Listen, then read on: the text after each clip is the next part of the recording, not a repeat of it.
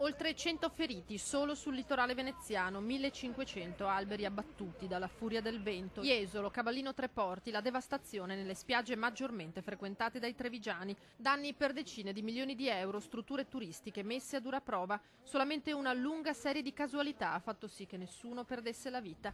Rintracciato ieri in serata, grazie alle unità cinofile, un tredicenne che nella Marca orientale non si trovava. Tra i feriti un ministro tedesco, Diana Golze, 42 anni, titolare delle politiche sociali del Brandeburgo, in vacanza all'interno del camping mediterraneo di Cavallino Treporti. A salvare la ministra un vigile del fuoco trevigiano, Marco Renosto, che si trovava nello stesso camping in vacanza. C'è una turista tedesca che ha avuto un trauma spinale, che è stata trasferita direttamente, soccorsa dalla nostra ambulanza e poi trasferita a Treviso con l'elisoccorso. Noi abbiamo avuto un paziente con un trauma toracico e alla colonna vertebrale che dopo essere stato stabilizzato è stato trasferito in rianimazione a San Donà di Piave. Imponente lo sforzo messo in campo anche dalla Marca, ospedale, su M118, vigili del fuoco, protezione civile.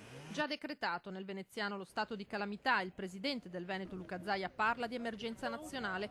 Tanti i trevigiani sul litorale devastato, chi per lavoro come questo escavatorista di Salgareda. Siamo andati a tirare fuori rame dentro la roulotte, una cosa impressionante, mai visto. Chi solamente in vacanza, come il vice sindaco di Treviso Roberto Grigoletto. E abbiamo potuto vedere proprio in diretta alberi che si attorcigliavano, si avvitavano e venivano sradicati dal pavimento e si abbattevano su auto, su camper, su tende. Purtroppo anche feriti si sono contati numerosi, davvero 10 minuti di paura. Fa molto riflettere perché sono quei minuti in cui davvero sei inerme e indifeso di fronte alla potenza della natura.